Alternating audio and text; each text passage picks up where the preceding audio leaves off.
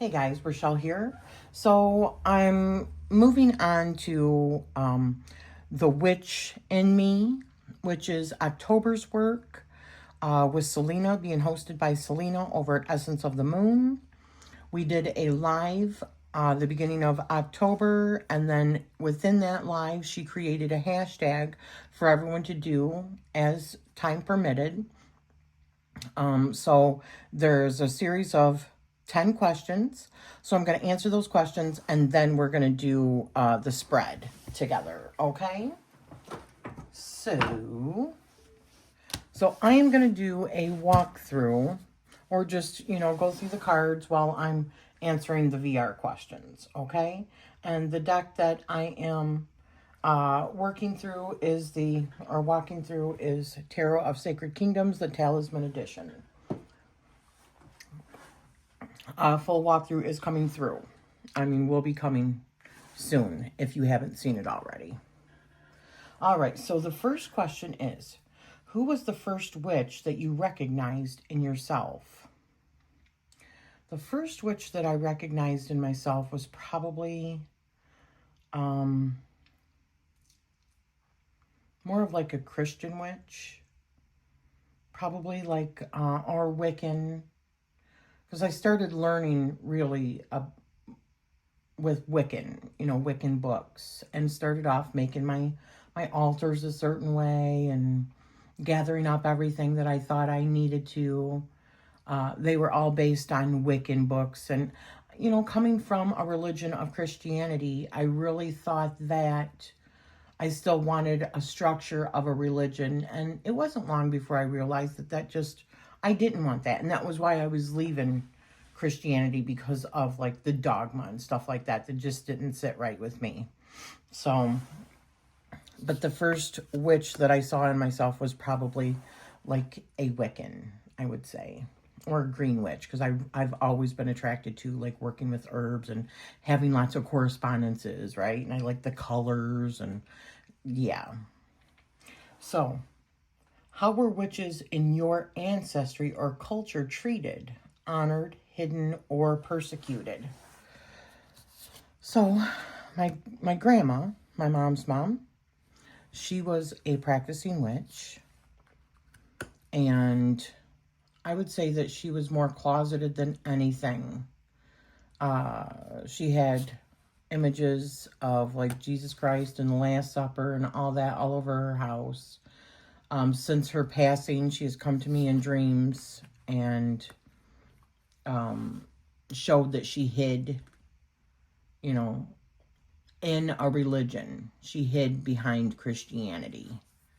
But I think she turned to witchcraft at a time when she felt like she didn't have any other options. My grandma was a mother of 7 children. My mother was the middle child. And her husband, my grandfather, my mother's father, he left and married another woman when I think the youngest, my Aunt Diane, I think she was maybe 4 or 5. So it was just really tough, because back then, man, that was like 65 years ago. That was a long time ago. And the opportunities that women had back then were so much less, especially a woman with 7 children. So I think she looked at witchcraft as a way of trying to help herself out of certain situations. And it grew out of a need or a necessity, to find something more. But I don't think the family really liked it too much. And so she hid a lot of it. But she was always into astrology. She loved astrology. Now, further back than that, I do have that I know of. Well, my grandmother, my great-grandmother, which was my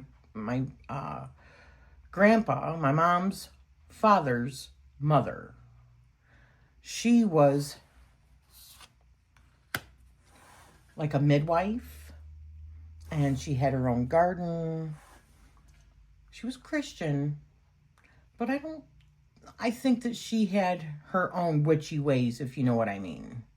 But even going back further than that, I was able to trace my family name on my father's side, his mother's family, back to, it was either Ipswich or it was Gloucester or something like, or Dorchester. I don't know. It was one of those that was by Salem. It was not directly in Salem.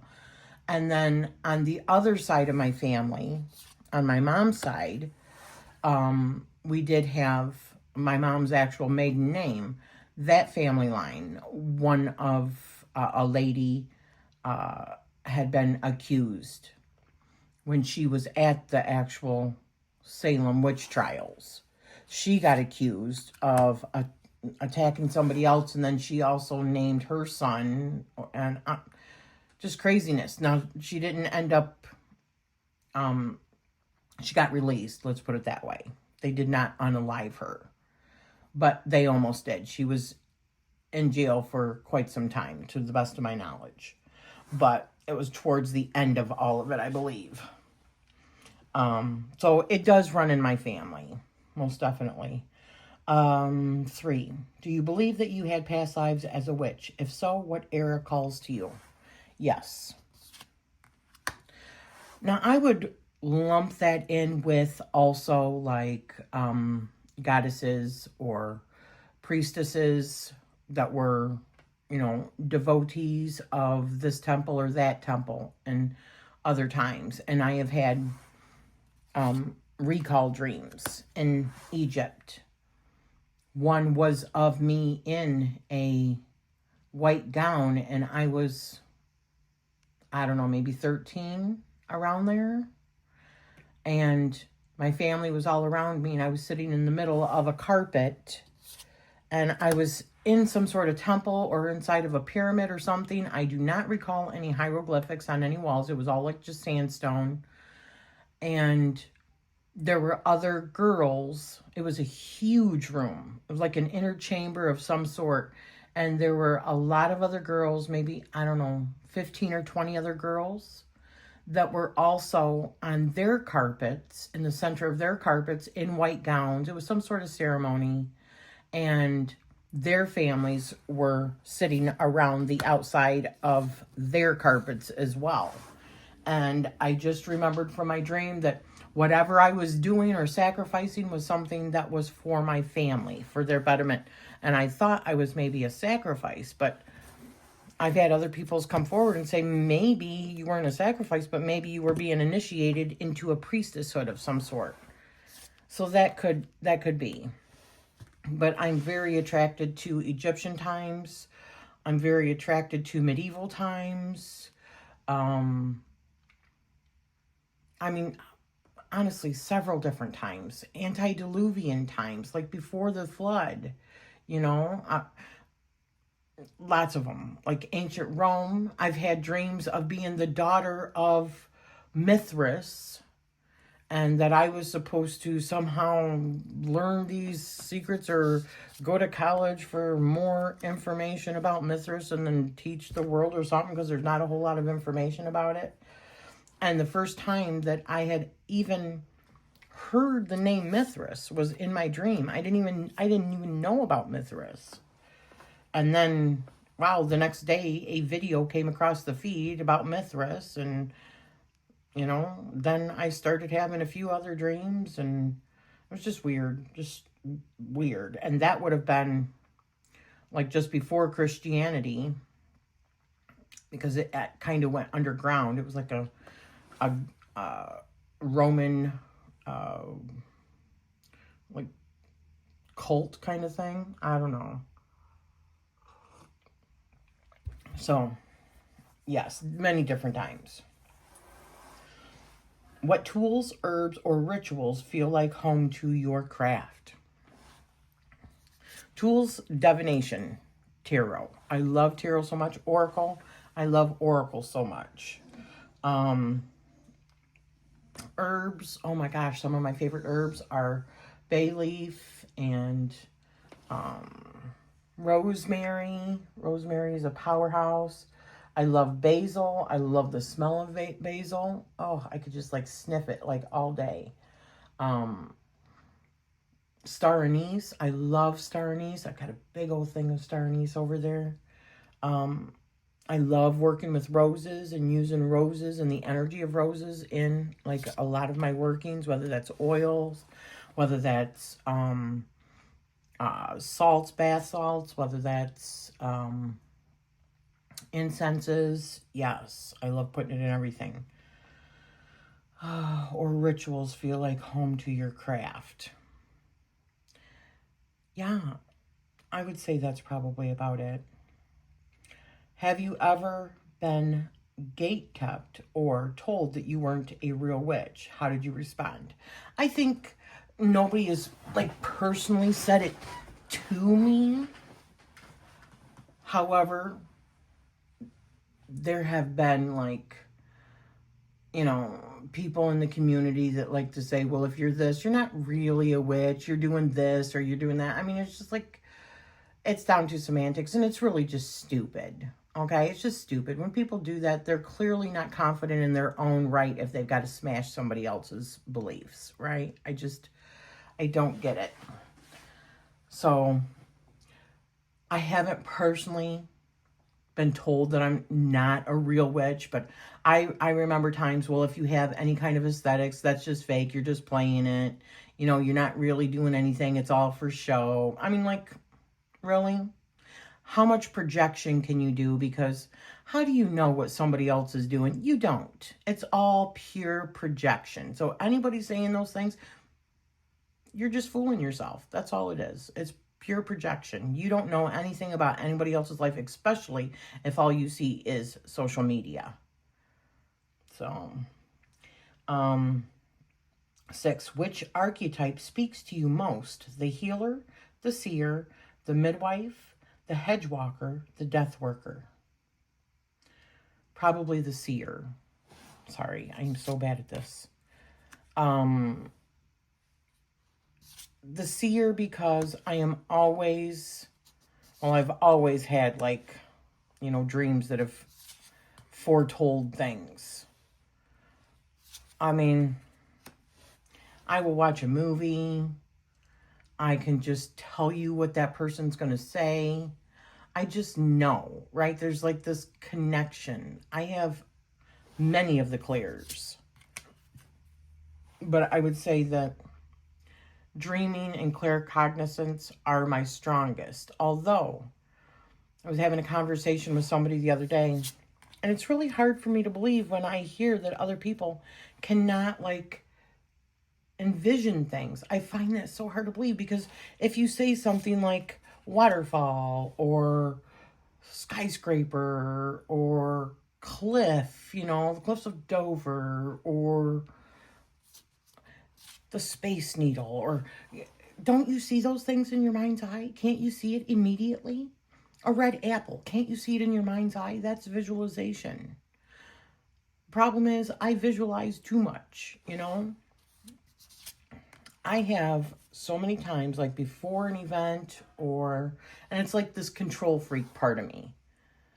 But like if you're going to have a party or you've got a job interview or something like that, I will like see the whole thing play out in my head before it ever happens. And I like plan it all out in my head before it ever happens. And 9 times out of 10, it was just like I envisioned it. So, yeah. So I would say the seer. Death worker also, because I have definitely, and hedge-walker, right? Because I do have communication with many of my past loved ones. Many, many. They have come to me, namely in dreams, but I've also had, like, contact beyond just dreams. Through, like, clairaudience and what is it where you can smell it? clairsalience, I don't remember. Let's see, what's the next question? How do you balance fear, persecution, judgment with empowerment and calling yourself a witch? Here's the thing. I will call myself a witch on social media, but I'm not out shouting to the world, I'm a witch, I'm a witch. I'm not going into Walmart going, hey, you, I'm a witch. You know what I mean? That's like the equivalent of somebody going, well, I'm a Christian, you know, or I'm a whatever, whatever you are, that's fine. But I don't go out making bold statements about who I am. Now, some of my jewelry, I wear like gemstones. My earrings might be symbols of something, but I don't like make a habit of just going out going, look at me, look at me, look at me. I don't need to do that. I could care less whether or not somebody knows I'm a witch, right? So, how do I balance fear, persecution, and judgment? I do feel like there is a reason to be like not so talkative about certain things, because people that don't understand because of conditioning, they're just going to go to a place of fear, and fear can bring out anger, or it can bring out violence, and then somebody can attack you because they think things that are not real, right? Because fear will do that to people. So that's how I balance it. I just be me, but I'm not outwardly just saying, hey, look at what I can do. Look at why. I don't need to do that. It's not for a show. It's not for anybody else. It's for me. So, 8, share a moment where magic revealed itself undeniably in your life. Oh gosh, many, many, many times. Why? Because my magic, I believe that we are in a magical system that I call the Matrix, or I call reality, right? This illusion that this is all like corporeal form. It's not. I don't believe it is. But when I have certain beliefs about certain things, and then they come to fruition because of my own thought processes, it proves to me that magic is real and it is undeniable. But the very first time, and I've talked about this, and I know it seems silly because I was a child, but what do they say? From the mouths of babes, right? When I was a little girl, my sister and I both wished on a star, and we believed it, a falling star, which was probably a meteorite or something. But we had wished on this falling star that we were going to go to Cedar Point, and within minutes Mom came into the bedroom and told us that we were going to Cedar Point for the weekend.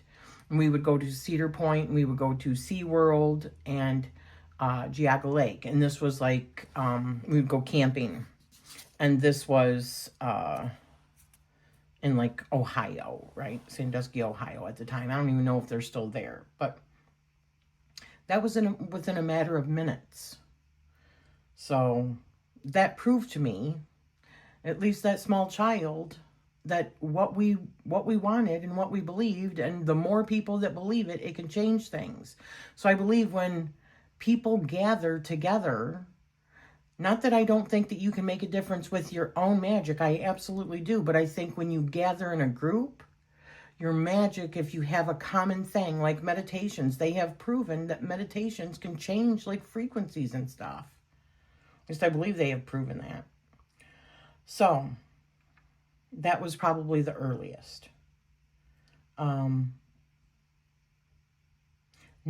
Which tarot and oracle card best represents the witch in you? The Fool. I'm all about the Fool. The Fool is my spirit. Come to this reality, experiencing life in order to grow and have applied wisdom, personal gnosis, experience, and then feed that information. That's how I see it, right? So that card represents the witch, because I take on every single characteristic that there is. As a human being, I go through, I believe, all of the different archetypes. I believe we all do. It just depends on what our challenge is during that specific time and what lessons we're learning. But the Fool encompasses the whole, the whole tarot. So, yeah, I would say that the Fool. And then 10. What wisdom would your inner witch whisper to the collective if they could speak? What wisdom would your inner witch whisper to the collective if they could speak? Be mindful of where you put your energy, because as a whole, that's what you're saying that you want more of. I look at like our algorithm, YouTube algorithm, whatever you watch, and you'll see something, maybe drama, that comes across your screen. And you say, well, I don't know why it keeps on feeding it. It's because you are looking somewhere and it's coming across your feed. And the next time it comes across your feed, instead of just saying, I'm not interested, you watch it again. So it keeps on feeding it to you. That is how I see the world. That's how I believe that it works. That's why I stay away from the news. That's why I stay away from like a lot of like majorly negative posting about things, because it doesn't serve me by any means. And all I'm saying is I want more of that when I give attention to it. So that's my advice. And I do talk about that in my book, the Book of Secrets. Okay, so that was the entire asking the questions. Now let's do, and I'm hoping that this isn't too long, the tarot spread. So I'm just going to do these really quick, and then I'll come back to it and review it. And you know what? I'll record it, but I'm not going to show the whole thing because it takes me forever to go through and get all of my cards. Okay? The shuffling bit.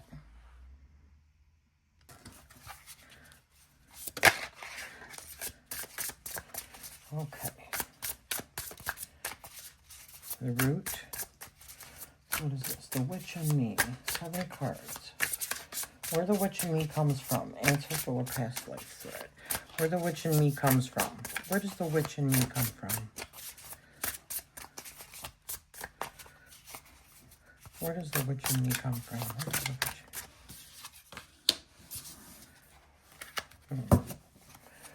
The flame. What ignites my magic today? What ignites my magic today? What ignites my magic today? The tool. A skill, herb, or ally I naturally work with.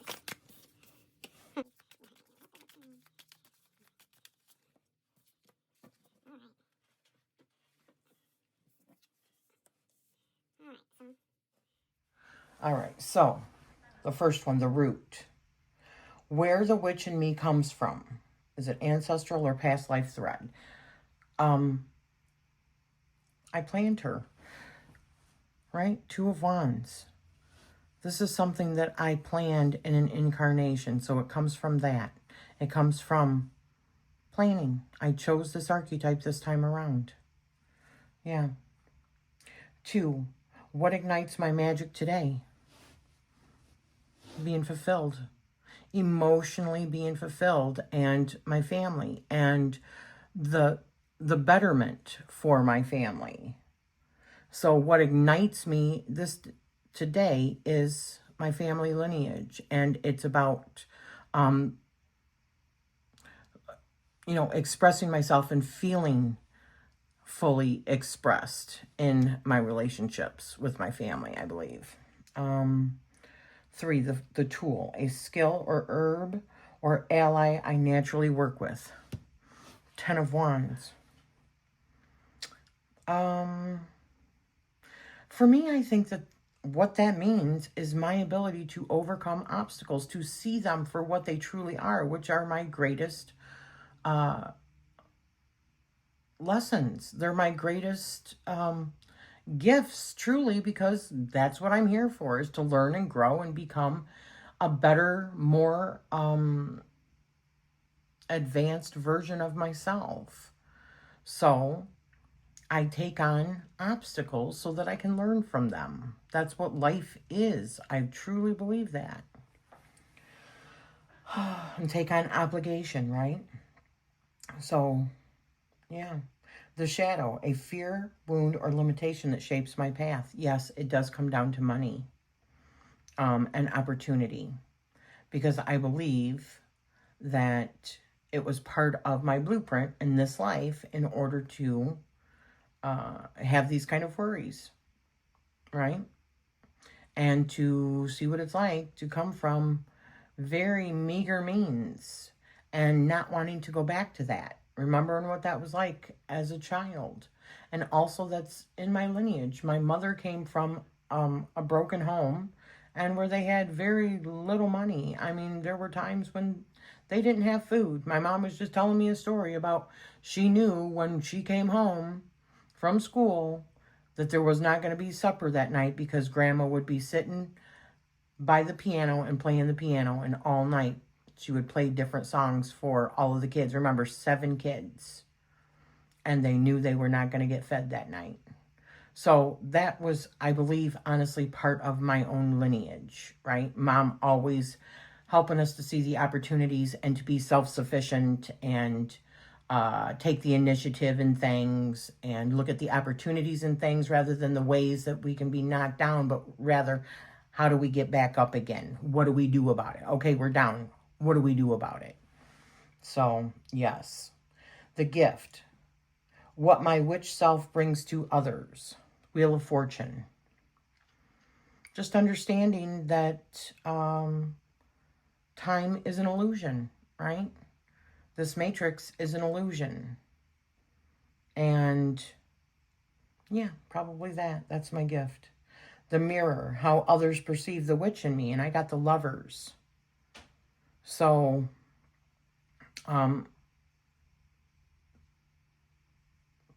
somebody that knows how to make choices and I don't know. That's a hard one. You tell me, the mirror, how others perceive the witch in me. The Lovers. As in a union with either my higher self or my darker half, because that is a dragon, right? A marriage between my dark and my light, maybe? And the legacy. What the witch in me is here to leave behind. The Star card, right? And that is about, honestly, I believe that that is about knowing what your true origins are. Honestly, I think that's what it's about, is knowing who you really are. And it's not this meat sack that we call a human being. We are so much more than that. Every single one of us is so much more than that.